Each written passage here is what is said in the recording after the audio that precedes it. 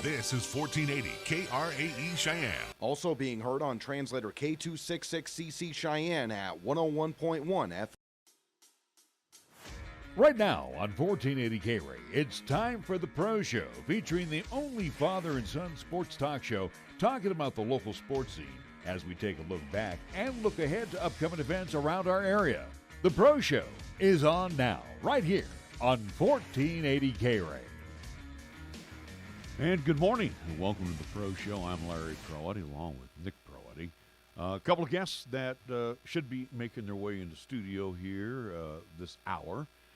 We will hopefully get a chance to talk with Lain, who is the manager of the Post 6 Sixers, and we will also talk to the head coach of the Cheyenne Lady Thunderbirds fast pitch team, Adam Galicia. So baseball, and again, the spring sports are off and running here in our part of the world. We got soccer, we got track and field, you got springtime golf. Which hit a little hiccups again with the weather regarding Post 6. They played 4 games so far. They're 4-0. A couple games in northern Colorado, at least I do believe actually down in Denver, and then had a weekend series here at Powers Field. So thankfully, again, this weekend, Weather pretty nice up and down the Front Range. Again, we'll see about this upcoming weekend again from our forecast vantage. It shows that, again, it should be snow again Friday, Saturday. So, again, might disrupt things for Post 6 here in town. We'll see what happens, but especially as they are set to play Rock Springs, Laramie, and also the Hawks as well, too, in at least a 3-day kind of at least competition, at least ranks with those teams here this weekend in town at Powers Field. So we'll see, but thankfully, again, for the baseball to the start of the season, Post 6, again, starting off hot, again, 4-0. We'll see how this team develops, but, yeah, as you mentioned, spring sports, again, softball's been, again, it's had some delays, it's had some cancellations, it's had some games moved here and there. So, and again, that's across the entire state, just not here in Cheyenne. But, again, we know teams have had to shift things. Soccer has had some issues of games being paused and replayed the next day. So, thankfully, again, it's not been too extreme, but as we start seeing these heavier, at least spring storms come in, which, again, you got to anticipate that they will be, who knows how massively it will affect. And, again, we'll see what happens this weekend for Post 6 if they're able to get Rock Springs in town, Laramie across the hill, or get a couple contests with, again, the now AA team with the Cheyenne Hawks. You know, I just wanted to talk about the high school fast pitch. And, again, here in our part of the world, and again, it's just so tough, and the weather is so iffy from time to time. Matter of fact, weather is iffy till about May. And, you know, I'm sitting here and I'm running this through my mind. And I can see why the Wyoming High School Activities Association, and again, under new direction now with Trevor Wilson, but I could see why they're hesitant about making this a summer, fall sport. Now, you could always move volleyball. You can move volleyball to the spring if you want.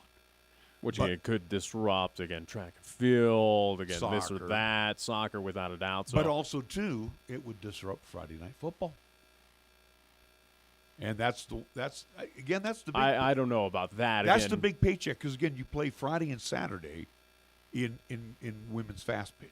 Not necessarily. Again, we're seeing right now, again, for Cheyenne's sake, again, we'll talk with Adam Galicia about it. Again, they have contests here tonight. Again, that's a Tuesday game. So, again, they have a doubleheader. Granted, I do believe at least tonight's contest, I do believe, again, East is taking on Cheyenne South, so that kind of benefits that of playing at least midway through the week. But, again, I don't think that if you move softball to at least fall time, which, again, we see in states surrounding us. Again, Coach Galicia mentioned that the last time we had him on, that in other states we have softball played in fall. And, again, will it take away from Friday Night Lights here in this state? No, not at all. Again, that's something that softball could work around, could not play on that Friday. Again, you still have a weekend of Saturday, Sunday possibly to fit those games in. Thursday, who knows? Again, we see other athletics go on the same Friday, at least night, that again, do get overshadowed by football, but again, they still have those competitions underway that same day as high school football here in the state. So I don't think that's going to be a big issue. It's just more so of the concern with where do you shift, what do you shift over, again, on the female athletic side into the spring, or at least springtime, which, again, makes the most sense with keeping volleyball, which, again, is indoors, keep it on the indoors track, again, away from the outdoor elements. And hopefully it's on the Activities Association down the line as they see, as we've had hiccups. Again, thankfully the seasons have been able to be played and completed, but we've had those close calls of when can we fit in these regular season games? When can we fit in this postseason play? Where can we fit in the state championship contest? It's had its struggles with weather, it seems like, every single year, and this is now a year to keep a very close eye on it with how heavy and how extreme the winter has been. And again, too, you look at a day like today, it's forecast to be 80 degrees. You just never know what the weekends are going to hold. And again, most of the play is on the weekends, right? Again, yes and no. I will, again, the teams I will remind you that, again, we've seen, again, all three of our high schools have midweek games, again, having those teams travel against themselves here in town. No, again, not necessarily. We've seen Wheatland come on in, again, Laramie, again, some of those close-knit teams. We saw that, again, the shifting with Thunder Basin, those Gillette teams that had to shift on down from Gillette to Cheyenne early on in this season. They had to play midweek, so it's something that the weekends are not a necessity, so to speak, for the softball teams. But, again, do they probably prefer it? Yeah, without a doubt. But we've seen that, again, softball has been pretty damn flexible to play during the week out of just pure necessity. So, again, I don't think that's a valid argument, again, of why that is delaying, or at least why that would be a factor of not shifting it to the fall time. Again, I think it's more so volleyball or affecting those other sports, and affecting, again, volleyball if it were to shift to springtime, the other springtime sports, again, most notably was soccer. So, again, I agree with Coach Galicia's comments of when we had him on like 2 weeks ago, basically saying, hey, again, ideally it would be the best to play in fall when, again, you have the best weather out here. Hopefully that's something that the Activities Association takes in consideration in due time. If not, after this season, they reevaluate and go, okay, maybe that is for the best. Well, again, I think in this situation, though, we have more games postponed than we do in any other sport. Basketball, yeah. Basketball had its hiccups, but yeah, but softball. it's always got that extra date on the calendar that they can make it good, or that they'll bypass that game. We saw, again, some issues with East and Riverton this season that, again, eventually that game just got canceled out. So, again, that was kind of the lone extreme example. But outside of that, yeah, basketball, you're able to, again, shift things around, or at least kind of. Or take off a day earlier and get to the site. The thing is with the softball, though, or the fast pitch, you just see too many postponements. Well, we see that even with the start of Post 6 as well. Again, go back to last year, again, the topsy-turvy beginning of April for Post 6. You could make it good. There's dates open in the calendar in May, in June. Not necessarily, again. That's why we asked Ty Lain, again, when he was last in, of how flexible is that schedule. Hey, once it gets into the meat and potatoes of that schedule, not really, because, again, they're in tournaments. They are traveling. They are dealing with, again, a lot of games and a lot of time. They don't want to overwork their players, so not necessarily. So, again, it's kind of this April time. And obviously, baseball, you can't really shift that. Again, it's a summertime. All you could do is delay for Post 6 if they wanted to again, a later start in end of April, and kind of go from there and just hope for the best. But, again, regarding softball, though, yeah, it's you see those postponements, you see those cancellations. Again, the most ideal situation is moving it to the fall. And will that be a reality? Again, other states around us have already done that, are doing it. And see if Wyoming finally follows suit, because, yeah, springtime here in this state does not necessarily start until probably around early May, if not mid-May. Would you agree, though, to shift volleyball to a springtime sport? Yeah, it makes sense. Indoor, keep it away from the elements. I don't really think you're going to affect soccer that much by moving volleyball. There might be a few athletes that probably get affected by it, but I don't think it's going to be anything too drastic. Probably what the Activities Because, again, with the thinks. addition of softball, you added another sport to the springtime where these ladies probably weren't playing soccer anyway.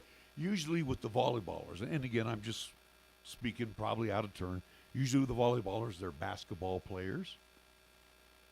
Yeah, I guess. You know, I don't know how many of them, you know, on a team of 15, I don't know how many of them actually go out for soccer. Or track and field, or, again, whatever else is offered in the springtime. So, again, it might be a necessary sacrifice to, again, swap those sports out just for the fact that, again, to make sure that softball can play without any hiccups. Because, again, it's something that, again, talking with these coaches, you can see there's a little frustration, or, again, it's a little complicated to at least get these seasons away where, you know, again, games, as much as that schedule that you put out for East, Central, and South, you want to be finite, but it's something that it's got to be so fluid, just knowing with the elements that are unique to this state. And again, too, talking with Coach Quigley, and I remember that when we had him in here a couple, 3 weeks back, same thing, too.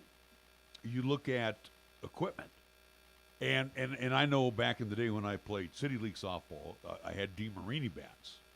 And you could not, I mean, it was not recommended to swing those bats unless the temperature was 60 degrees above, because they were, you know, specially made, you know, aluminum bats. So some of the equipment, bats, and I think Coach Quigley agreed too, that, you know, can't be used in some of these temperatures that they're out practicing. So again, the point I'm making, during the springtime, there's never a consistent day. Now, again, we've got 2 consistent days of weather coming up, and then a change. But during the summer fall time, maybe we have one hiccup.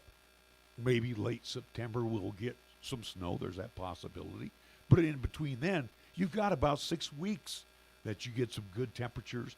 And it is more fast-pitch weather during the summer fall than it is here. And again, we're going to talk ourselves blue in the face because, again, this has been an argument that we brought up. And, again, it's been talked about since the start of softball, or at least when it was kind of in conception here in the state.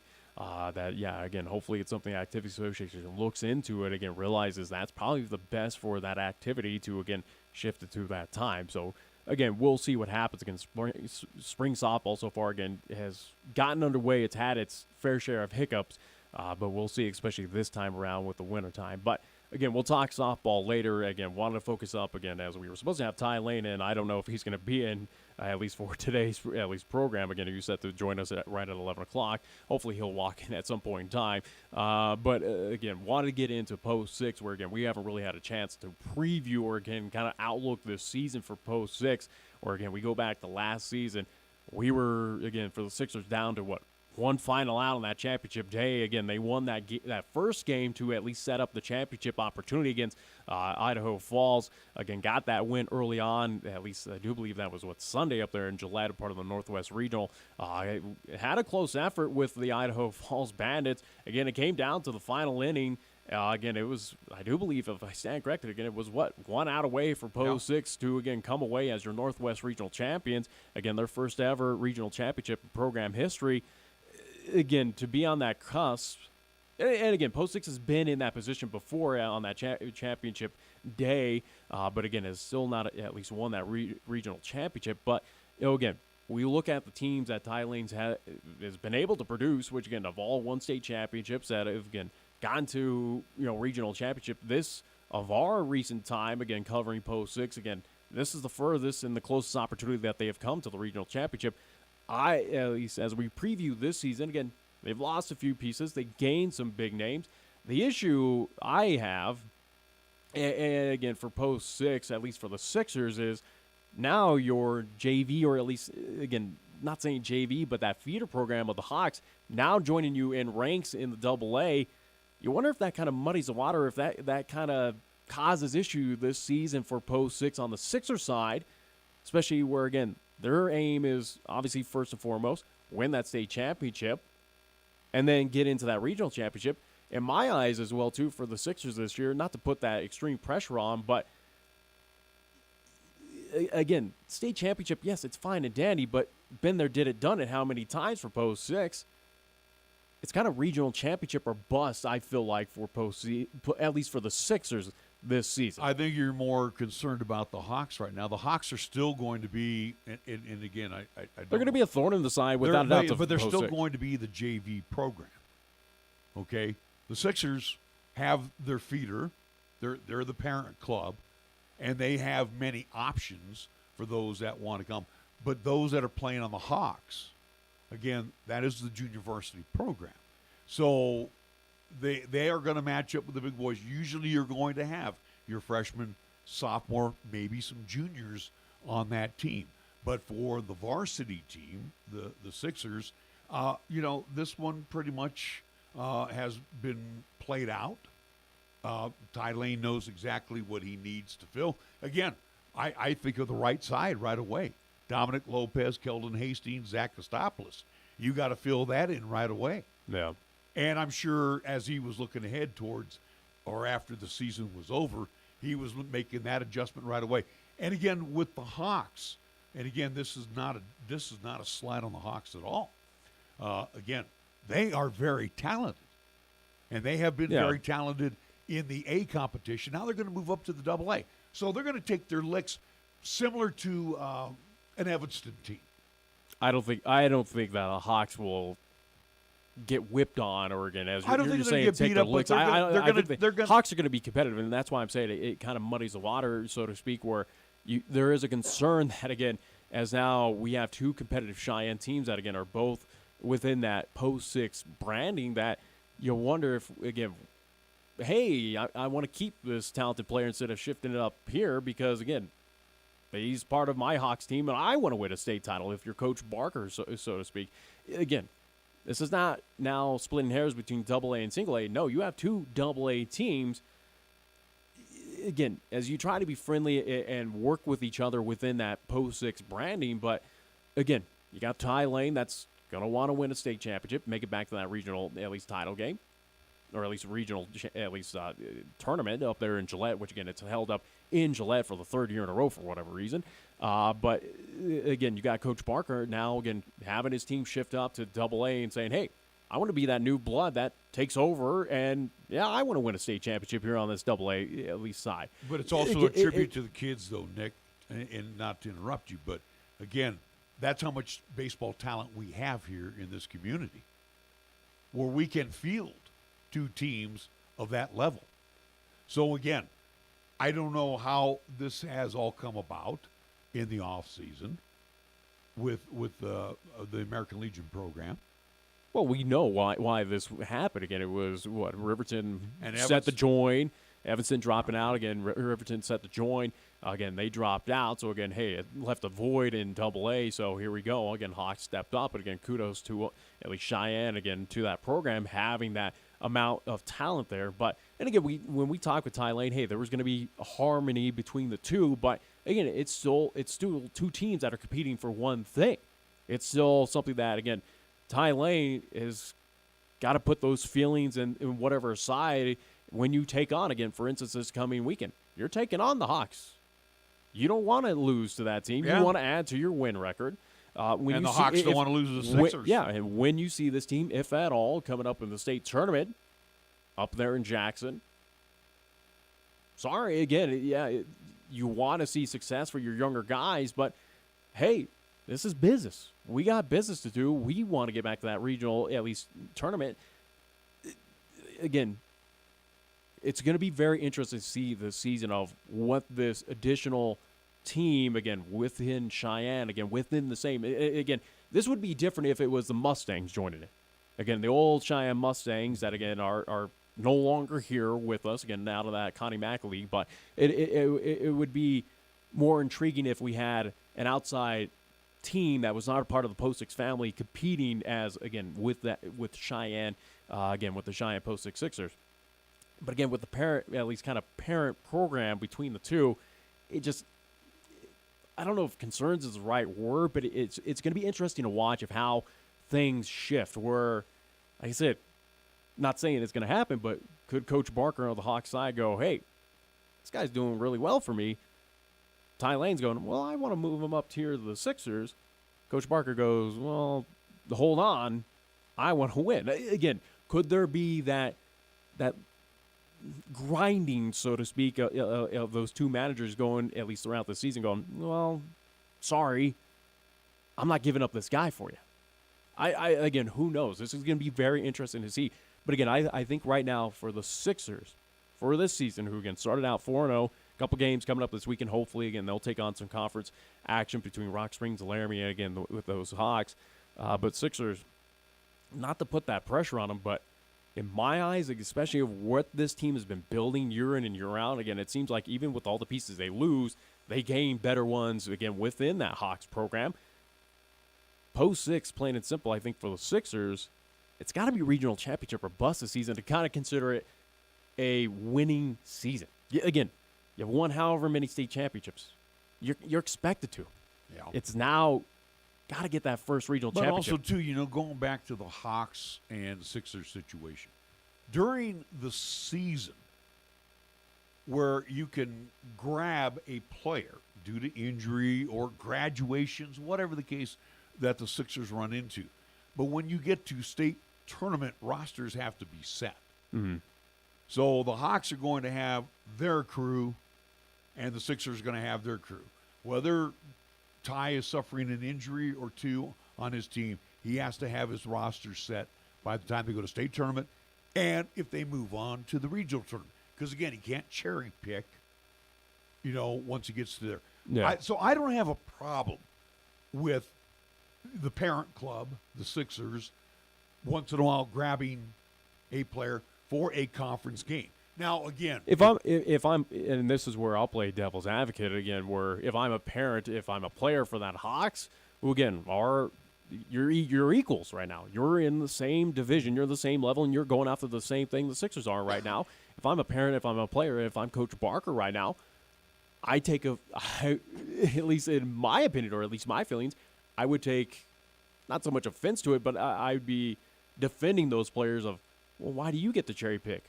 Why can't I cherry pick from you? Or again, why can't I keep my because the Sixers are the here? main program. But that's where I see the issue. And again, yes, I do believe there will be harmony. And again, you'll see those shifting back and forth throughout the season. But again, if I'm a parent, if I'm a player, especially for the Hawks, I look at that and go, well, doesn't my son who plays on this team, same equal division as you, deserve an opportunity at the state title, or again go to the regional championship? Don't you believe in the offseason, this discussion already has happened? Yeah. And the discussion was, this is my draft. This is who here's who's coming back. And these are the ones I want coming up. And I guess what I'm bringing up is more concerns of, probably were at the time before, or at least when this was announced, before or at least questions were answered, it was, if I'm a player and I'm a parent of a current Hawks player and I see this happening, again, how do you feel? How do you feel like that? Where, again, post-six, at least the Sixers in years past have taken top-tier talent, shifted them on up, just due to the fact that, again, they were in the higher division here in this state. Now, as your equals, it does bring up that concern of, well, but again, I want the Hawks to win. I want my team to win. Well, I want, it brings up those concerns. Not to create controversy, but you're competitive. You're not. This is not some summertime fun league that, again, beer league. You're competing. You're playing for a state title. But for the Hawks, moving from the A to the Double A, again, that's like moving from Triple A to the majors. And again, we already know, and we've seen that before too, Nick.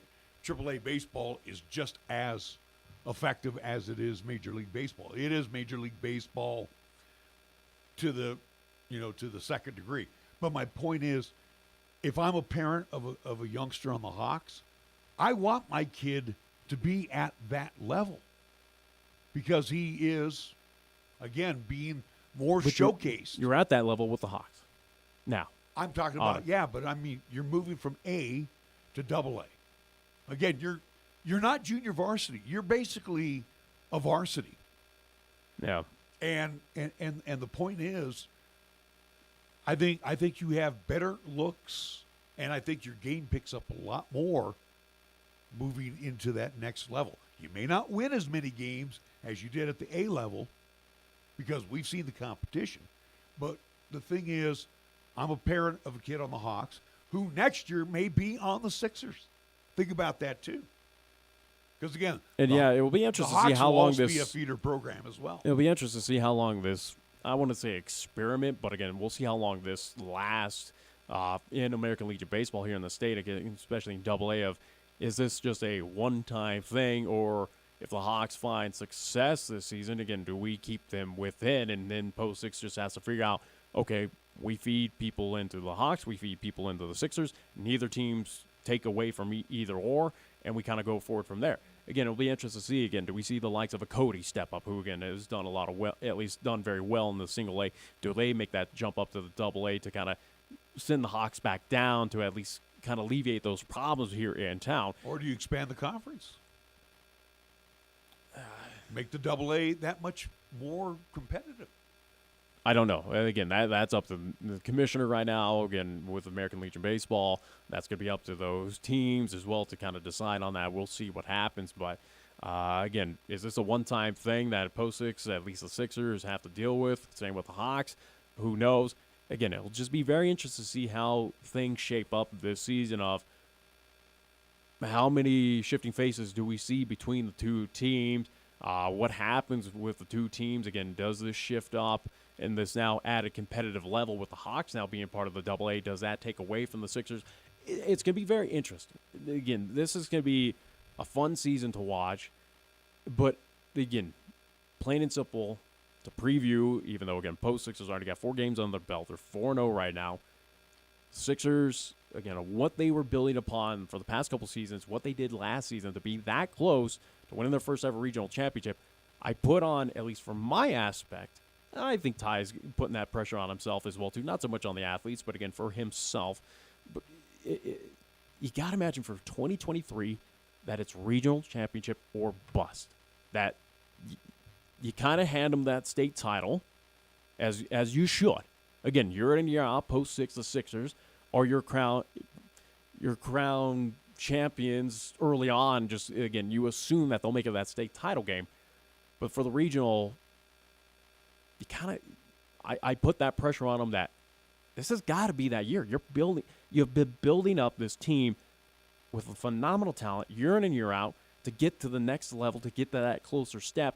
You almost had it last year, and I think this year, if things go their way, with every game that they're able to play and all the competition that Post-6 will see this season, that they should have enough to finally pick up that first one and make it to the American Legion World Series. Well, they got the veteran arms. So, and again, with Bradley Fieser, had a phenomenal sophomore season. Injuries kind of plagued him during his junior year. So a little up and down, a little off for him. Coulter McAnally had a sensational year. So, again, you've got Fieser, McAnally, Coulter McAnally, and you've got Corey Williams. You got 3 very good starters. And when he returns as well, too, again, don't disrespect, again, Julian Romero, of what he was able to do on the mound. And I would think Julian's going to be more of a pen guy. Yeah. And this is where if you are going to... Well, it'd be interesting because last year, again, you with Corey Williams as your pen guy who eventually kind of got that starter role. If you're going to go to that promised land, you got to have that guy that comes out of the pen, gives you 1-2 solid and that was Corey Williams last year. Again, early on, we saw... Yeah, but the arms got smoked in that regional tournament. They burned through a lot of arms. And that's, again, be curious to see how this team shapes up by that time in August up there in Gillette. Again, if it does make it to that point, which, again, feel confident that it will. But Corey Williams was that guy early on for Post-6 that was coming in those tricky situations. Again, how many times did Corey Williams come in? And, again, most notably, I think the first time we saw him was up in Rapid City, part of that Veterans Classic, where he was put in there with, 1 out, 3, bases loaded. Found a way to get Post-6 out of a jam on that one. He was in a lot of those situations last year and mightily succeeded. He was phenomenal of what he was able to do. And now he's a starter. Now you got to figure out, who is going to be that Corey Williams for you throughout the season that closes it down for you or, again, kind of shuts it down. Again, could it be Romero when he joins the team? Is there someone that we do not know right now, again, that it was a part of the Hawks that shifted up to the Sixers that is able to do that? Again, only time will tell. So, and again, too, the young man that was from Scottsbluff, he aged out. Bailey Applegarth, who got injured in his first year of college, is not going to be able to come back. So, again, you've got 2 starters you also got to, replace as well. But, again, you need a solid closer, and I think that's what the Sixers got to have all season long. We'll be back after this timeout. You're listening to the Pro Show. I'm Larry Proietti. He's Nick Proietti on 1480 K-Ray. Capital Lumber is number 1 in Cheyenne. Are you listening? We're all the lumber store you'll ever need. For electrical, plumbing, paint, and tools, lumber and hardware, we're for you. And we're out to earn your business, yes indeed. Capital Lumber is number 1 today. Are you listening? Capital Lumber's at your service all the way. Since 1966, Cheyenne and Laramie County has depended on and trusted family-owned and operated Capital Lumber Company for all your lumber and hardware needs at 1222 Dunn Avenue in Cheyenne. Tax season is upon us again, and the Brake Stop is happy to help lighten your tax burden this year. For the month of April, the Brake Stop will discount the sales tax on all of our products and services. From brake service to alignments, we cover the tax. Our way of helping you keep more of your money in your pocket. Come get your tax break at the Brake Stop, 1622 East Lincoln Way, or call 514-6231.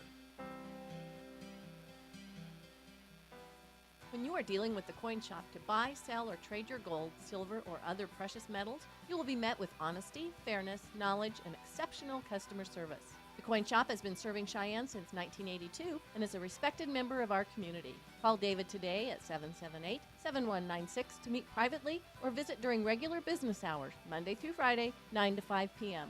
The Coin Shop, a dealer you can trust, 510 West 16th Street.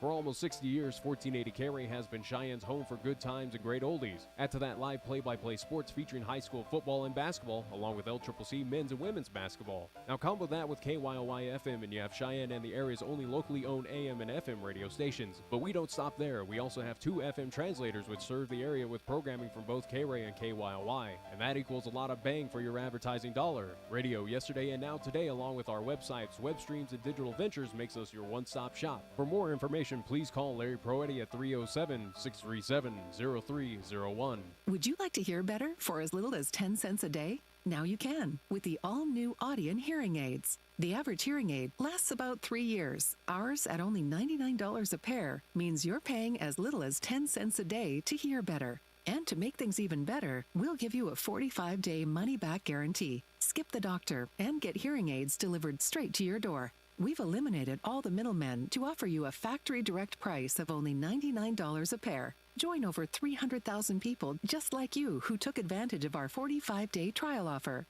Now you can hear better too for just 10 cents a day. Call now and order your $99 pair of Audion hearing aids with a 45-day money-back guarantee. Plus, get free 3 to 5 day shipping. 800-577-5319. 800-577-5319. 800-577-5319. That's 800-577-5319. Here's the latest weather forecast on 1480 K-Ray. Otherwise, for today, sunshine, beautiful and breezy. Expect a daytime high near 80 degrees. Mostly clear for tonight, our low down to 43. Sunny again for tomorrow and breezy. We're calling for a daytime high near 78. Mostly cloudy Wednesday night and breezy, our low down to 47. And for Thursday, a mostly cloudy sky, breezy conditions. Look for a daytime high near 69.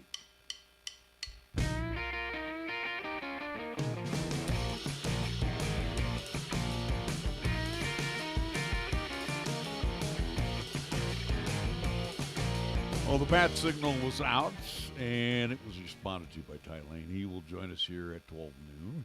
So, again, a program that we were hoping, for my sake, was going to go about an hour. We'll probably go about an hour and 20 minutes.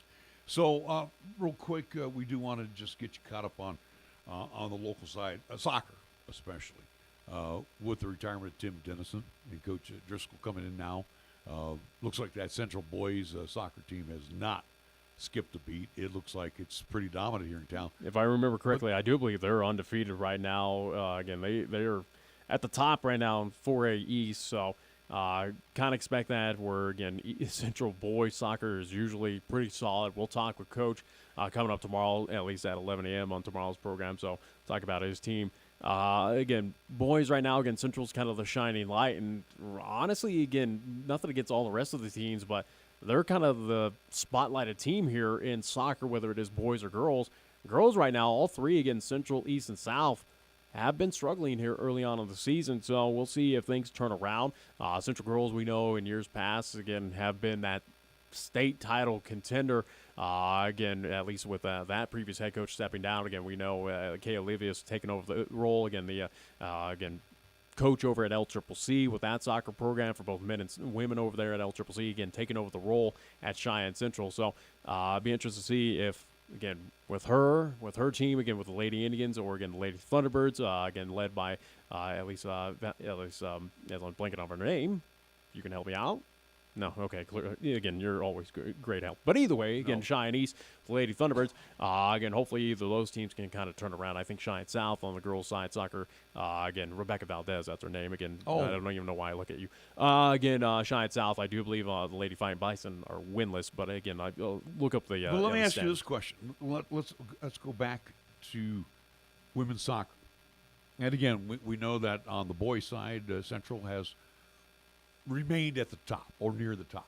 And again, we all say, and again, we have the Sting programs, we have all the soccer programs that go on.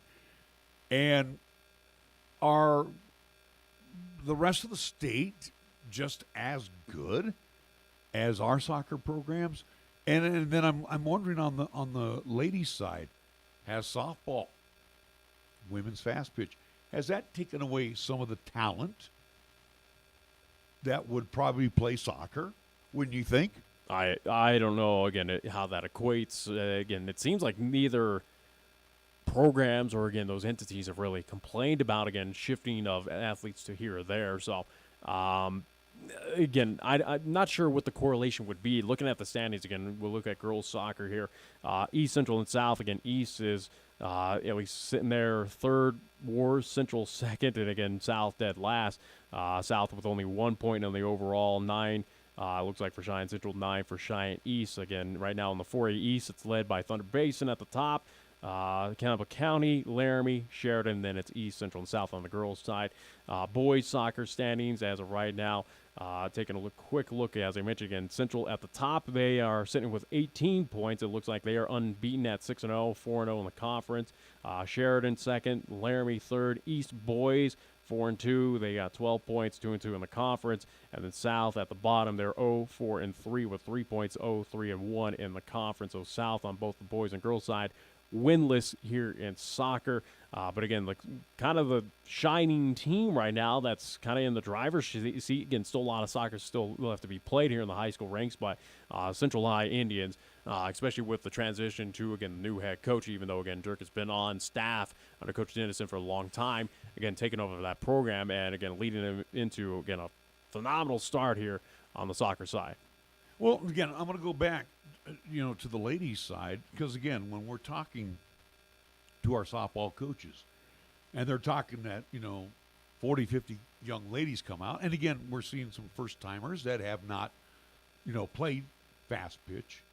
But I'm wondering, because, again, there are some phenomenal student athletes at all three schools. But I'm just wondering if there is a little bit of dilution from that soccer program. Again, 1 or 2 players, Nick.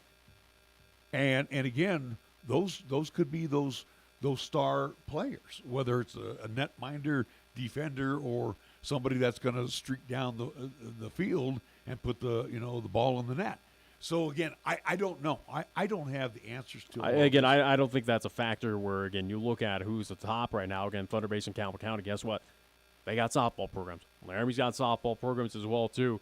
Sheridan's the only team that, again, or at least school that does not have a softball program, but they sit in middle tier. East, Central, and South, again, all have softball programs, but find themselves at the bottom on the girls' side. So, again, I don't think there's any correlation to, again, how the standings wrap up, especially here in Cheyenne, of why all three of those teams are at the bottom. Again, I think it's just more so that Gillette teams, as we see, again, especially in those kind of fringe sports, do pretty damn well for themselves. And again, we're seeing it with the Lady Bolts and the Lady Capitals right now. That's at the top of 4A East. But again, there's still a lot of soccer to be played. We'll see how these teams shape up. Again, Cheyenne South is the only one right now that has a little concern. Again, they're sitting on the girls' side 0-5-1 overall, 0-3 in the conference. So again, they are still looking for their first victory. But outside, again, who knows? East Central on the girls' side, can they make a run? Can they pick up a conference victory here and there against a Thunder or a Campbell County, a Laramie, and vault themselves up into, again, favorable seeding for that state tournament? We'll see. It's interesting when you mention Thunder Basin along with Campbell County. And again, you go back to the basketballs of the world where we tried to, pattern our programs after the Camels. And again, everybody used to gripe and moan because the Camels were the lone program and we had East, Central, and then all of a sudden South came into play, Thunder Basin came into play.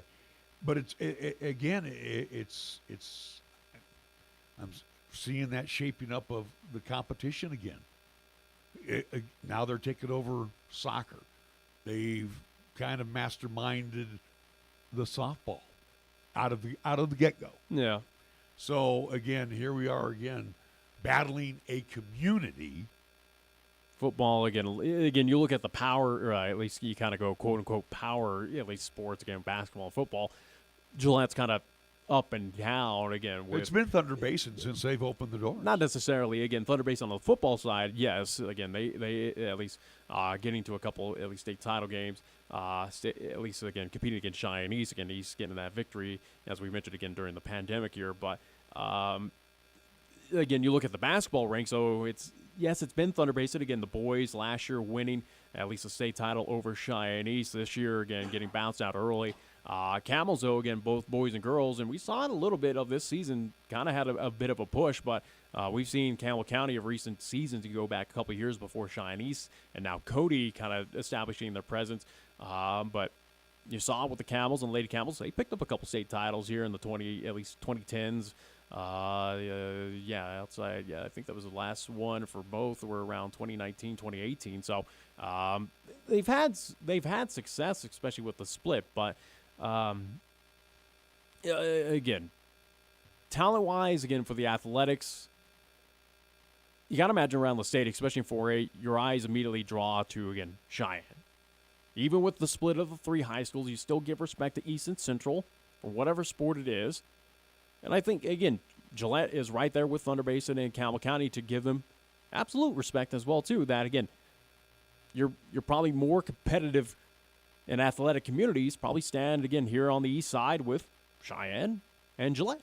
And nothing against Casper and nothing against Sheridan, but it's kind of the reality of where you see, especially outside of those major sports, that it's usually Campbell or it's usually Gillette. It's usually Cheyenne that's vying or kind of making that deep run in state tournaments. Well, and again, you go to the major sport of football, it's been Sheridan. Yeah, and again, everybody will say, hey, how come there's only one high school in Sheridan? Well, again. Well, the rumor is they're looking to split it to two, supposedly. And again, too, you have Bighorn that's not too far away from Sheridan. Correct me if I'm wrong, too, Nick. Don't you have Tongue River that's close by? You're getting into geography that I get that part of the world. My point being, though, again, what are we trying to do now? We're trying to soften the blow. We don't want Sheridan winning every football title. But also which they haven't. Also, Sheridan's improved in basketball. They've always been decent. Track and field. Again, they are competitive, but what's the first thing we want to do? We got to break them up because they're just dominating. And again, too, I don't think that's the case again. It was more so, again, with population size. Everything's all competition. But again, too, at what expense? And again, in Gillette, sports means everything to them, especially at the high school level. And even with the breakup of Thunder, even with the breakup of Thunder and Campbell County, they still continue to dominate in a lot of the sports.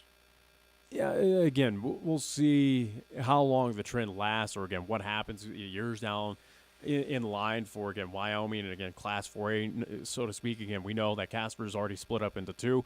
Could Casper split up to three, similar to Cheyenne? Again, Casper's got the same population, if not damn near close, of Cheyenne. So, again, could they split it into three high schools? Sheridan, again, it's been rumored that they'll split into two. We'll see what happens of that. So, again, that's on the east side. Again, Cheyenne's pretty set in stone right now with a three here in town. Again, don't expect a fourth to pop up all of a sudden in Cheyenne. But, again, here on the east, Gillette's going to be happy at two. Sheridan, you got to imagine, is going to, down the line, be in two. Casper, we'll see if they get to three. And then on the west side, Star Valley's safe. I think Jackson's pretty safe. And a surprise if Laramie, as big as the population is there, it's only one high school. Think about that. Yeah, I guess, that's the other one as well, too. Laramie, again, will they split? Could they? I don't know if it's a question of could, but, again, would they split into two? Again, is it a case of when, not if? I could see that. Again, it'll be interesting to see, again, give it 5 years, 10 years down the line, what the landscape looks like here in the state of, again, splitting Laramie, splitting Sheridan, splitting Casper one more time. Does it make things even more murky? Does it give the opportunity for Cheyenne and Gillette to really make a mark on athletics? Who knows? Who really knows? We could turn this conference into about 12, 13 teams and move some teams to the west. All right, we are going to take a break. Well, you probably create a Class 5A, maybe. Class 5A, 4A. I don't know. All right, we are going to take a break. We'll come back. We're going to talk girls softball with Adam Galicia right here on 1480 K-Ray. It's Lee at Absolute Flooring. Have you been waiting for the right time to put new flooring in your home? Wait no more. Mohawk Spring Floor Adore sale is here. With a huge selection of flooring products, styles, and colors, this sale will make your new floor happen. And what Mohawk doesn't put on sale, Absolute Flooring will. With no interest financing, experienced flooring consultants, and the best in professional installers, it's time to make your way to Absolute Flooring in the Cheyenne Plaza. And visit us at AbsoluteFlooringWYO.com. Remember, it's your home, your floor, your store, absolutely. I'm Brandon Warner with the Silent Witness Crime of the Week. The Laramie County Sheriff's Office is seeking information related to a larceny that occurred in the 400 block of East College Drive. Prior to March 19th, a fenced yard was entered and 21 catalytic converters were stolen. If you have information about this or other crime, call Crime Stoppers Silent Witness at 638-TIPS or on the web at silentwitnesslaramiecounty.com. You will remain anonymous and may be eligible for a cash reward of up to $1,000. Together, we can make a difference. The path to opening, operating, and growing your business starts here. Platte Valley Bank can help you take advantage of every adventure. Whether you are starting a new company or expanding the one you have, our attention to your business is anything but small. Our experienced lenders, paired with term loans, real estate loans, or lines of credit, can help keep your business plans on track. You belong here. Platte Valley Bank, member FDIC, equal housing lender. All loans subject to credit approval. Certain restrictions may apply. Big news! It's coming! Mid-April, Wyoming Downs will bring gambling machines to Senator's Steakhouse and Saloon at Terry Bison Ranch at State Line. You'll be able to wager and win on the gaming machines. And enjoy the same great food, drinks, and dancing. And players drink for free. It's closer than Blackhawk. Mid-April. Mid-April. Gambling. At Senator's Steakhouse and Saloon at the Wyoming-Colorado border just off Highway 25, exit number 2. You can bet on it. You can bet on it. MHP is a certified public accounting and consulting firm located in Bow, Cheyenne, and Fort Collins, offering accounting, tax, and consulting services to businesses, not-for-profit, government, and individual clients. MHP takes pride in their commitment to providing close, personal attention to their clients. They also continue to invest time and resources in continuing education, state-of-the-art computer technology, and valuing their relationships with you. MHP is a proud supporter of local and UW athletics. MHP, 314 West 18th Street, or call 634-2151. Would you like to hear better for as little as 10 cents a day? Now you can with the all-new Audion hearing aids. The average hearing aid lasts about 3 years. Ours, at only $99 a pair, means you're paying as little as 10 cents a day to hear better. And to make things even better, we'll give you a 45-day money-back guarantee. Skip the doctor and get hearing aids delivered straight to your door. We've eliminated all the middlemen to offer you a factory direct price of only $99 a pair. Join over 300,000 people just like you who took advantage of our 45-day trial offer. Now you can hear better too for just 10 cents a day. Call now and order your $99 pair of Audion hearing aids with a 45-day money-back guarantee. Plus, get free 3 to 5 day shipping. 800-577-5319. 800-577-5319. 800-577-5319. That's 800-577-5319. Here's the latest weather forecast on 1480 K-Ray. Otherwise, for today, sunshine, beautiful, and breezy. Expect a daytime high near 80 degrees. Mostly clear for tonight, our low down to 43. Sunny again for tomorrow and breezy. We're calling for a daytime high near 78. Mostly cloudy Wednesday night and breezy. Our low down to 47. And for Thursday, a mostly cloudy sky, breezy conditions. Look for a daytime high near 69.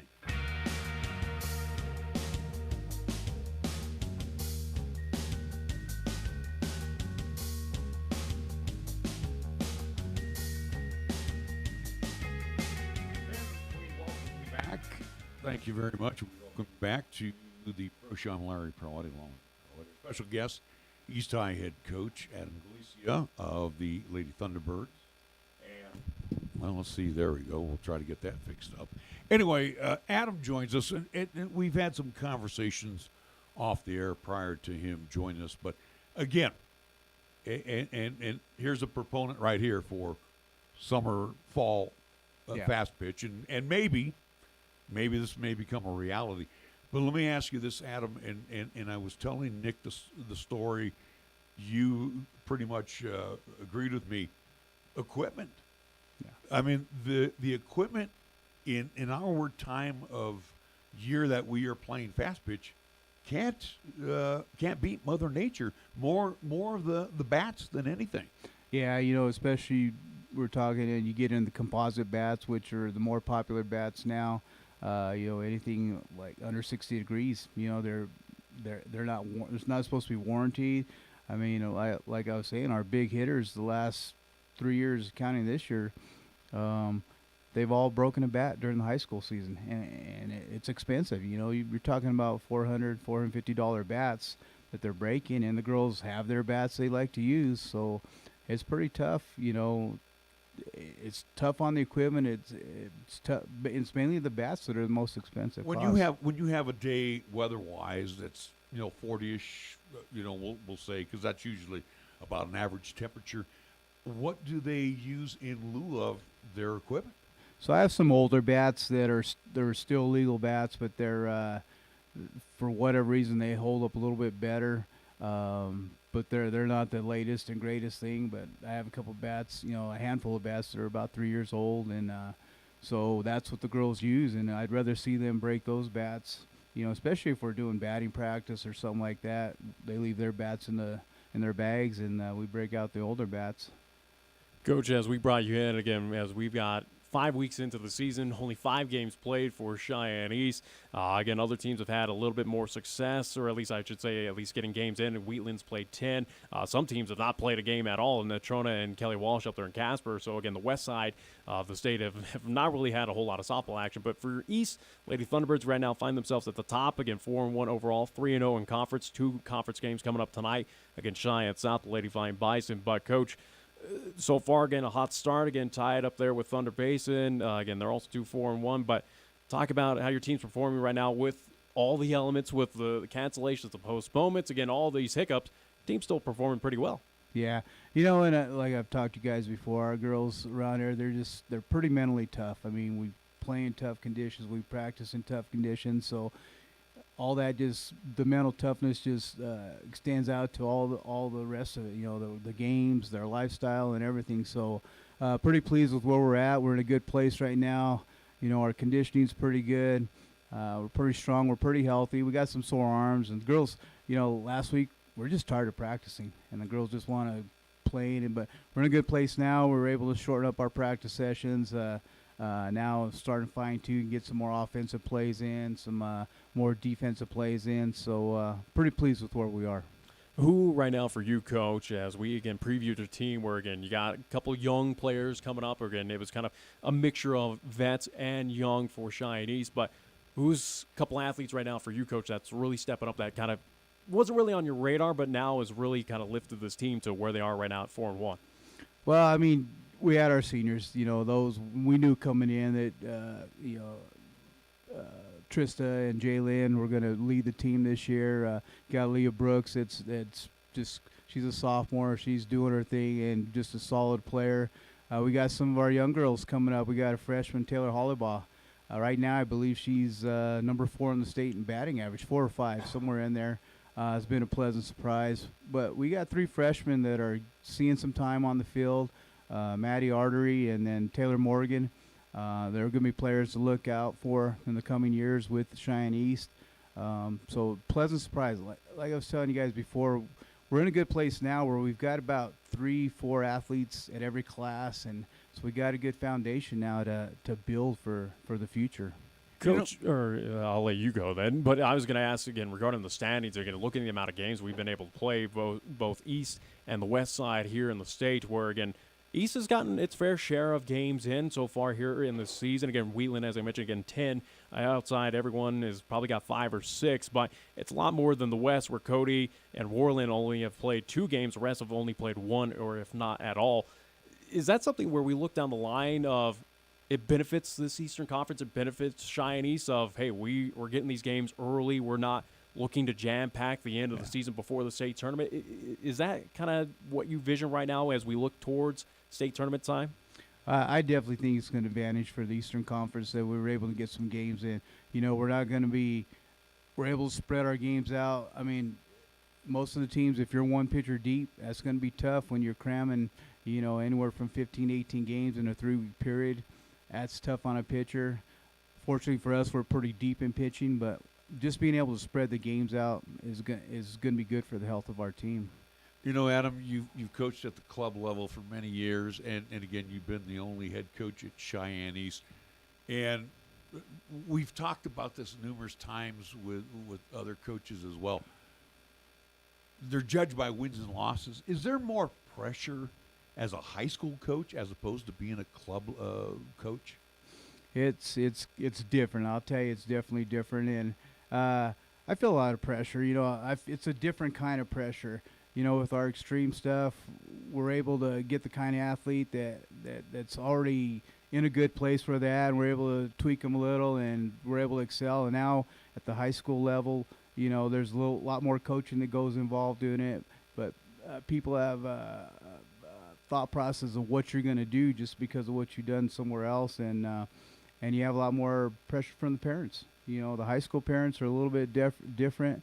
Some of them do not fully understand the game. They're learning, but they have a whole different expectation, a different set of expectations, and you know, and it's tough. Like I told you, we have some girls that, once again, it's the first time they've ever touched softball, and it's tough. We only give 2 weeks to prepare for the start of the season, and if the girls were not able to come to open gym or anything like that, they're already, unfortunately, not being mean about it. They're behind the 8 ball.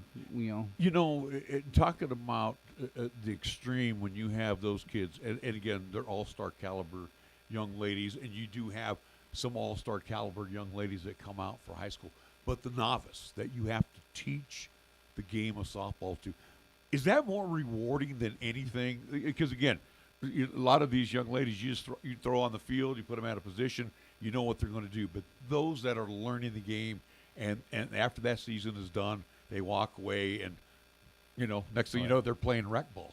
Yeah, no, it's definitely, you know, this last Saturday was a prime example of that. We had our JV out there playing versus South JV, and it was more of a C-team type atmosphere, but we had some girls out there that needed to get some reps at positions they want to be more proficient. But some of our first-time players, you know, you don't really know where they're at. But then, you know, we had a couple girl was playing center field for us.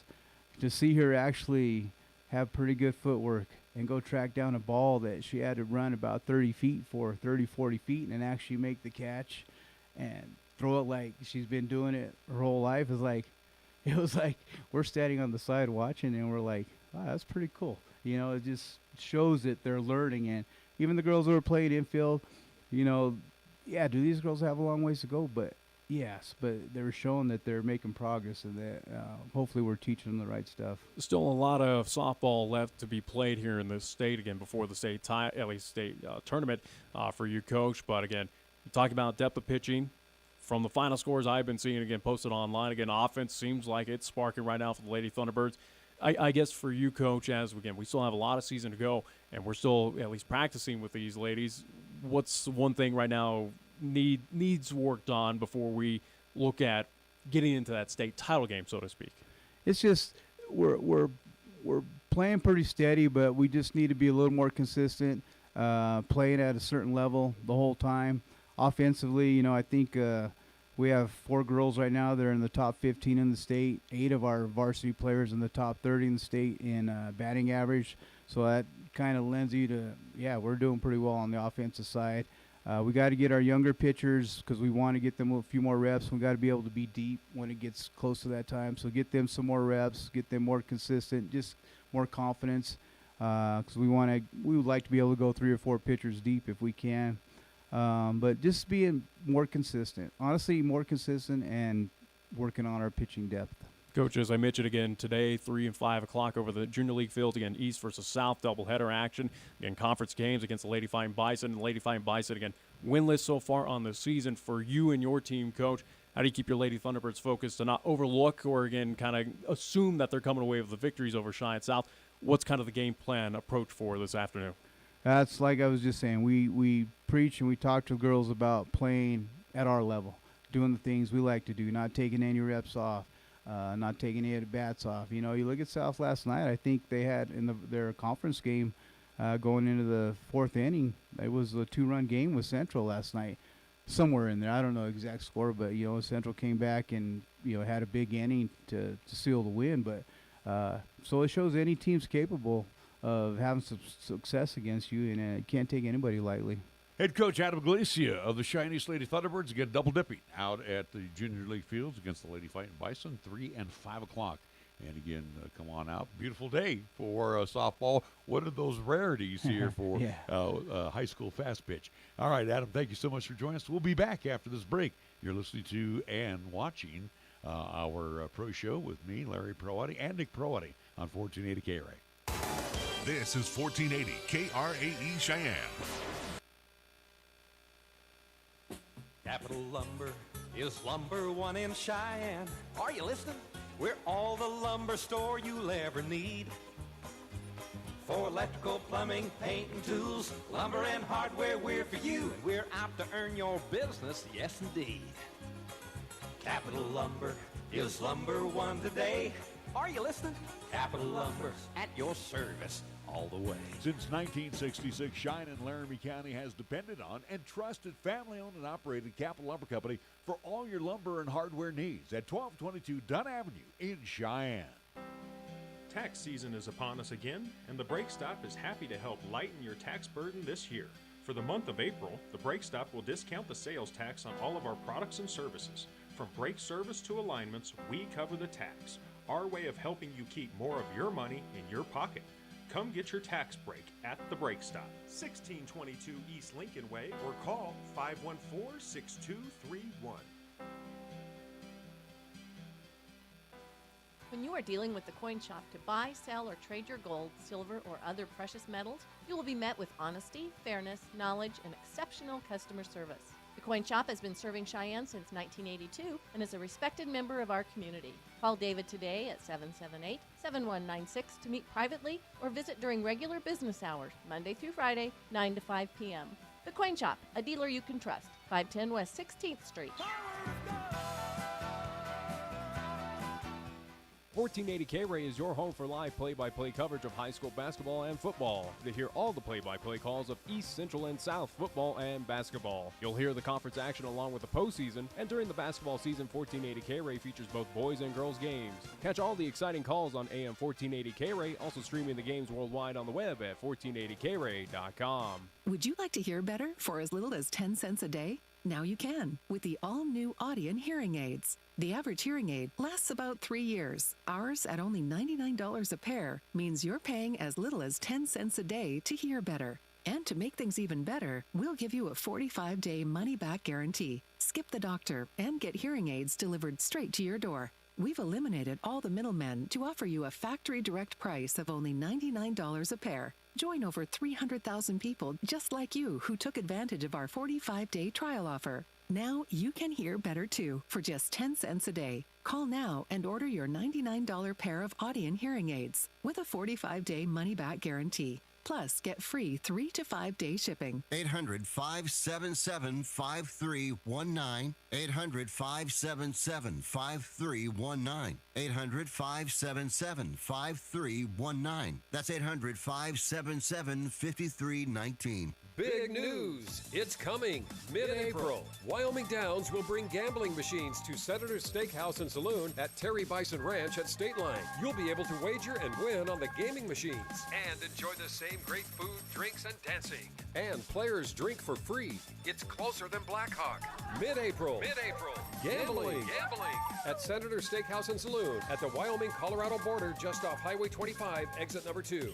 You can bet on it. You can bet on it. Right now on 1480 K-Ray, it's time for the Pro Show, featuring the only father and son sports talk show talking about the local sports scene as we take a look back and look ahead to upcoming events around our area. The Pro Show is on now, right here on 1480 K-Ray. And welcome back to the Pro Show. I'm Larry Proietti, along with Nick Proietti. Skipper Lain joins us from Post 6, and I know we got a lot of questions, and I know Nick had thrown out a lot of questions earlier. I was thinking about this as we knowing that you were going to be on today. Arms. And again, key arms. Bradley Feeser, Coulter McAnally, Corey Williams. When he gets that opportunity out of college, Julian Romero joins you. And then I look at the lost arms, Trenton Rodriguez, the kid that was out of Scottsbluff last year. Wyatt. Then you look at Applegarth, who said he was not going to be with the team this season. You know, with the amount of games that the Sixers play, and now the Hawks, that you're going to play throughout the course of spring into summer, you know, you looked at last season, 5 very capable starters, spot starter in Corey Williams. You got 3 good starters right now. Are you still scoping out who's going to be 4 or 5? Who's going to be that guy that's going to be the closer out of the pen? Where are you at right now with pitching? I know it's really early, Coach. Yeah, definitely, and that's a great question because you're really going to need 6 starters throughout the course of the year with the type of schedule that we play with the double headers and all the stuff, and then you need 2, 3, 4 good bullpen arms that you can use quite a bit. So you're right, we lost a lot on the mound, and you know we do have 3 returning guys that we feel really good about, and you know, this weekend we started Peyton Seeley, and he threw well, and we started Caden Guerra. He's a senior, and he threw well, and Braden Pearson came out of the pen, and he punched out 8 of the 9 hitters he faced and threw well. So it's going to be kind of a changing of the guard a little bit on the mound, and so you know, we've got guys that are talented guys, and I like where we've started with this group, and we're just going to have to see and let it play out a little bit of who's going to fit where. But, you know, there's some talented pitchers, and you're starting to see some of our position players that hadn't pitched much in the past, like an Ethan Reisdorfer or a Mason Tafoya or a Hayden Swain, guys that are fully capable on the mound, you know, low to mid-80s arms that have good off-speed that, you know, just didn't have a spot to use them last year. They're going to have to step up and fill some of those innings for us. And Caden Anderson, when he gets back, is another guy that's fully capable on the mound, and we'll have to step up and eat some innings for us. And, yeah, so we're going to try to get it a lot of different places, but we'll see. We'll see as it plays out. Let's recap the weekend that was down in Denver and also at Powers Field. 4-0 of the start. Again, you talk about the pitching. Again, scores similar to what we've seen in years past. Again, we're surpassing the double-digit run lead for Cheyenne Post 6. Hayden Swain, phenomenal outing this past weekend. What did we see, or again, what did you like out of your team for the 4 victories this past weekend, Coach? Yeah, well, I thought we swung the bats pretty well. You know, the first day, the pitching that we saw, I would say, was very average. That second day, when we came back to Cheyenne, they had saved a couple arms to throw back here in town, and I thought we handled that pretty darn well. We didn't chase a lot. We got a lot of balls in play and applied pressure to their defense. The other thing is I thought we ran the bases really well. I thought we ran them hard, and, you know, we stole some bags and applied some pressure that way. And then we were fantastic on the mound. I was really impressed. I expected that to be a little bit more of a learning curve than what it was, but you know, we were relentless in the strike zone, just throwing the ball over the plate and putting it on the other team to create their own offense. And we didn't get a ton of plays defensively, but the ones we did, we played clean. So really was a good start overall, and you know, the difficulty level is just going to keep going up from here. You know, we had this conversation prior to you coming on, and we look at now with the Hawks being Double-A, and congratulations, because that's just a testament to how good our Legion kids are here in the city of Cheyenne. You and Coach Barker, and again, you've had that luxury where you've been able to go down, pick up a player, whether it's graduation, injury, whatever the case may be. Was there a preseason draft? How did you assume your team? Because again, you had veterans coming back and you had holes to fill. But how did you fill those spots? And again, Coach Barker not left out in the cold. Yeah, so we are right now. We're really meshing those two teams together. I mean, we're practicing together every day. They're all in the same practice. They're working together. We're not really changing how we make our Double-A Sixers team. because, our main goal for our program is still try to get to that World Series, that elusive World Series. So we've got to have, every bit of ammunition we need to try to get that accomplished. And then with our Hawks, their goal is going to be to try to make some noise here at this state tournament and make a run there. And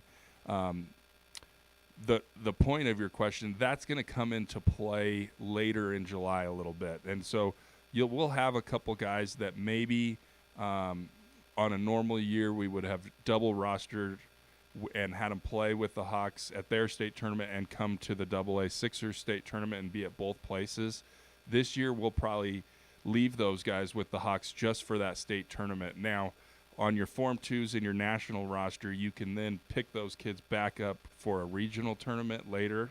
And so we can double roster in that way. But at the state tournament, we're gonna bring, maybe instead of our normal 18, we'll bring the 16 guys that we know we're gonna use every day, and leave a little bit for the Hawks to bolster themselves. So you'll probably see a guy or two that spends a lot of time with the Sixers that ends up being, on the Hawks at that state tournament, and then might rejoin us again after that tournament ends. When this was coming, at least forefront regarding the Hawks, and we talked about this as well too before you joined us, at least on today's program. But were there any voice of concerns by parents, by players regarding the Hawks, of saying, hey, well, obviously Sixers, we want to push that. That is the team, and again, want to make that program get to that American Legion World Series, but I still want my Hawks team and my player to be competitive on here, where they've had that success in single A, now being tested up here in double A.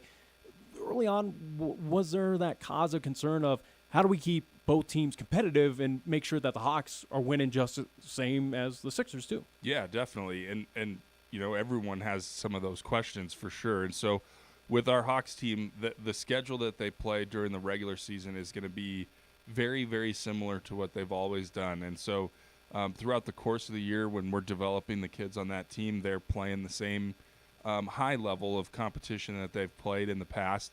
The only difference will be adding in those conference games, which are going to be, difficult conference games. And so, in a conference game style, you're usually getting that other team's number one pitcher in game one, number two pitcher in game two. And, with our Hawks, we're probably not going to match up great with a number one and a number two arm from another town, but we can try to stay competitive in those games.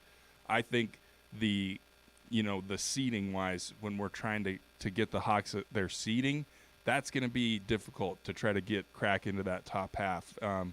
And so, they're gonna play their butts off and get as high as they can. But when you get to a state tournament, now it completely changes, because are you going to throw your number one at the Hawks? Are you going to throw your number two at the Hawks? Are you going to try to save those arms and throw them against different teams in the state? And if teams start to make that decision to maybe slough off on the Hawks a little bit, that's when we could maybe pull an upset win and make a run. And, parent-wise, everyone wants their kid to win the state championship. So now you've got 36 kids playing at the AA, and only 18 of them only 18 can win it. So there is that piece to it. But when you look at the value you get from the experience of being in that tournament and playing, at that AA level for 14 regular season games and a state tournament, for their development as a player, it's going to be really beneficial on the back end of their career. So that's kind of how we're seeing that. Coach, you mentioned conference games, even though, again, not going to be conference, so to speak, coming up this weekend, but we'll see conference foes, at least potentially. Again, we'll see how the weather holds up here in Cheyenne. Again, we're expecting snow for Friday and Saturday, but Rock Springs, Laramie, and the Hawks as well, too, all in town at Powers Field this weekend, Friday, Saturday, and Sunday. As we get into the thick of things, I guess, what do we know about the Rock Springs Stallions, Laramie, Rangers? Again, same with the Hawks. I mean, how do we approach these teams, as now we're getting into foes that we're going to see throughout this entire season? Yeah, no doubt. It's an important weekend to play some teams that you're going to have to beat to get to where you want to go. So Laramie, we've seen Laramie a bunch over the last few years. They'll have a little bit of a new team just like we do this year. And so we know that they bring back Chavez, their number one arm, who's a really good pitcher. He's beat us really the last 2 years, and he's the only guy in the state of Wyoming that's done it for a 2-year stretch. So we know he's tough. It's going to be early. We probably won't see any pitcher more than 3 or 4 innings probably, and go to the next guy. But we had some of their kids on our fall team, the Wyco fall team, and they've got some good players, some good young players that are coming up, and so I think they could surprise some people and be better than what people are expecting. And Rock Springs, they were very young last year, and they'll return quite a bit off of their team and be more experienced and a little bit older. So it'll be good to get a feel for both of those clubs here early. It's interesting when you were describing the Hawks and the Sixers situation, in addition to being the manager, teaching the game to, a lot of these guys. Now you got to be administrative more than anything in your position. One more thing you got to think about. But looking at your team, and we asked you this the last time you were in, we know the left side is pretty secure. Right side, that's where you got to fill the holes. Are you feeling comfortable now with all position players? Yeah, I thought we really played well and swung it well. Obviously, the level of competition is going to continue to climb, and it's going to be which guys can rise to that level as we move on. But, Coulter's little brother, Landon McAnally, had a heck of a weekend last weekend. Swung the bat great, played well at second base. Cade Coates played shortstop for us this weekend while Coulter was out one more week. And I thought he did a great job defensively and, struggled a little bit offensively but found ways to be productive. Sack bunt for a base hit, and then he had a drag bunt and was able to move some runners and do some things at the plate. So, he could be a guy that could play on that right side for us. And, at first base, I thought we have a freshman, Jack Garrett. I thought he swung the bat really well. You could see he's a little nervous here for opening weekend, but he put together some good at-bats. And we had several outfielders that really had good weekends. And so, we're going to keep watching, keep evaluating, but, I thought our guys started really well. You had Coulter in a cast, late January, and again, pretty much in a brace as we saw him at state tournament. Obviously you want to be cautious with him, so he gets the okay to play. What do you want to do with Coulter? And I'm sure he's just chomping at the bit. Yeah, he's trying to sneak on the field every chance he gets. But, he probably would have been good to go this weekend. He's probably there health-wise. We're going to hold him out one more week, and there's a good chance he could go this upcoming weekend. But as far as getting him prepared, he's been swinging a little bit. He's been throwing. He's on a throwing program. We're taking that throwing program very slow, so you probably won't see him on the mound for sure this week, maybe an inning next week. We'll kind of see as he progresses, but we're going to take him through our full Jaeger throwing program, through his band program, and make sure his arm is fully ready to go before we start. And, offensively, he's taking it very slow. He's done only one-handed stuff for a long time. Finally got that brace off. He's been doing, 50% type swings, and this weekend, by that point, he had worked up to some full BP on the field, and that looked pretty good, and he said he felt great. So he's getting close for sure. I look at a situation that happened to Caden Anderson last year, and the guy couldn't wait to get back onto the field. And Coulter McAnally is another one of those troopers that want to get back out there. Anytime you come off an injury, that puts you in a cast and again in a wristband situation, in the back of your mind. Are you seeing any ill effects from that, or is Coulter's just kind of shrugging it off and now it's spring training, let's get ready? Yeah, there's definitely some atrophy when you're in a cast for that amount of time.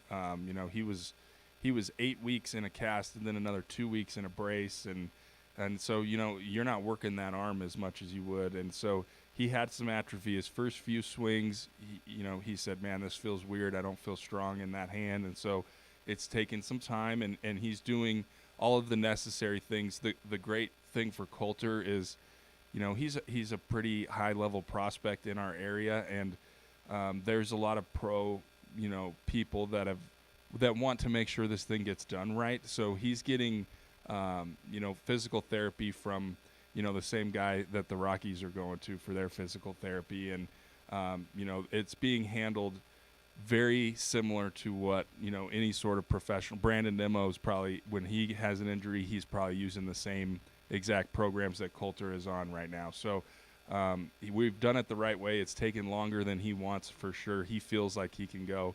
He's trying to sneak out and get to the in and out pregame at IO, and I have to pull him out of that. But he wants to go. He feels ready, and we may be a little too cautious, but we want to make sure we do it the right way. And he's starting to feel close to 100% now. The strength is back, and as far as arm strength, he's not as far along there. We'll see as that gets a little further down the line. But, yeah, we're excited to get him back for sure. Coach, starting out the season right now 4-0. Again, hopefully a weekend that will be filled with some conference foes. Again, we'll see how the weather kind of plays a factor here in Cheyenne. But, again, still many months of baseball, at least in front of you for this season, Coach. We talked about this as well, too, earlier. At least I brought it up of, again, we look back to last season, 1 out away from making that American Legion World Series. Again, first time in program history. This season kind of, I hate to say put the pressure on Post 6, but, again, in my vision, and I think a lot of folks agree, hey, it's a World Series or bust to kind of be that successful season for the Sixers. For you, Coach, I want to get it from your mind's eye. And, again, not so much putting the pressure on your athletes, but for you, what do you consider here in 23 a successful season of state titles, X amount of wins, getting that regional championship? What do you consider would be a successful season for Post 6 this year? Well, I think that there's a lot of things we can do to make it a successful year. I know we want to win the national championship. We believe that our program is capable of doing that. We believe we've played at that type of level now for a few years in a row. And we know that other programs see our program as a team that's a threat to do that. So that's obviously what we want to do first and foremost, is not just get to the World Series, but get there and win the whole dang thing. And, if you make it out of Region 7, you've got a great chance to do that. So that's where we want to be at the end of the summer. Now, we did lose quite a bit off of a team that made a really good run last year. Now, we returned some important pieces. Those pieces have kind of set the bar and the standard of this is where we want to be at the end of the summer. And so can we get the new guys, the younger guys, up to speed and ready to compete at the highest level of Legion baseball? And that will be the challenge throughout the summer, is trying to grow our team. And, last year we were so experienced, so much older than we normally are. So it's going to be a different challenge than that. And we'll see how far we can make it on this run here this summer. But I think it's a testament to you, Coach, as we wrap things up, that, again, of what you've done, again, taking over this program from Pops, again, of where expectations in this town are great, that it is something of, hey, it is regional championship or bust, that this team can do it, can make it to that World Series. So I guess the final question for you, Coach, of embracing that pressure, embracing that, at least those eyes from other teams, of that great expectation that Post 6 has, that we are, here in Cheyenne, Wyoming, a team that is talked about nationwide, that, scouts, pro teams, everyone is looking to, again, what you've created here with Cheyenne Post 6. Yeah, a lot of people say the best place to be is where you're sneaking up on people and doing that. And our program, we don't want to be that guy. The best place to be is when the target's on your back and everyone knows you're good, and you get everyone's A game every single day that you come to the field. And you want to keep growing your team, see everybody's ace for a month, and figure out ways to win and keep getting better. And so we hope that the target is on our back. We want that, and I think it is in a lot of different situations. And we're going to try to compete at the highest level and still find ways to win. All right. Well, Coach, we hope we are going to be there. We hope we get to play ball this weekend, Friday, Saturday, Sunday. We know tentatively we will be there Friday and Saturday for you. So, again, best of luck, and, again, continued success to your Post 6 Sixers. Lain joined us here in 1480 K-Ray. That's going to wrap up our program for today, the Pro Show. I'm Larry Proietti. He's Nick Proietti. We now return to regular programming on 1480 K-Ray.